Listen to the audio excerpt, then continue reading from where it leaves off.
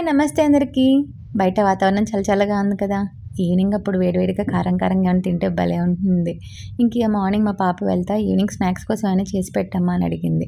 ఇంకా తను స్కూల్ నుంచి వచ్చేలోపు నేనైతే కాబూలి చనా ఉంటే ఆల్రెడీ నానబెట్టినవి ఇంకా వాటిని కుక్కర్లో వేసుకొని ఒకసారి ఉడకపెట్టి ఉంచుకున్నా. ఇప్పుడు వాటిని ఒక మిక్సీ జార్లోకి వేసుకొని కొంచెం అల్లం వెల్లుల్లి తగినంత ఉప్పు కూడా వేసుకొని మెత్తగా గ్రైండ్ చేసుకున్నాను.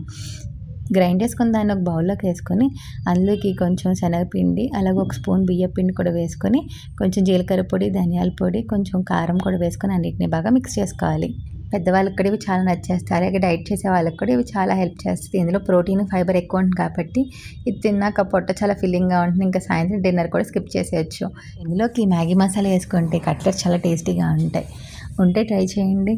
లేకపోతే చాట్ మసాలా అయినా కొంచెం గరం మసాలా అయినా వేసుకోండి. అలాగే ఇందులోకి సన్నగా తరిగి పెట్టుకుని ఉల్లిపాయలు పచ్చిమిరపకాయలు కూడా వేసుకొని అన్నిటినీ బాగా కలుపుకొని కొంచెం వాటర్ యాడ్ చేసుకొని గట్టిగా కలుపుకొని వాటిని చిన్న కట్లెట్స్ లాగా ఒత్తుకొని పక్కన పెట్టుకోవాలి. తర్వాత స్టవ్ మీద ప్యాన్ పెట్టుకొని వేడెక్కాక కొంచెం ఆయిల్ వేసుకొని ఈ కట్లెట్స్ పెట్టుకొని రెండు వైపులా మంచిగా గోల్డెన్ కలర్ వచ్చే వరకు ఫ్రై చేసుకోవడమే.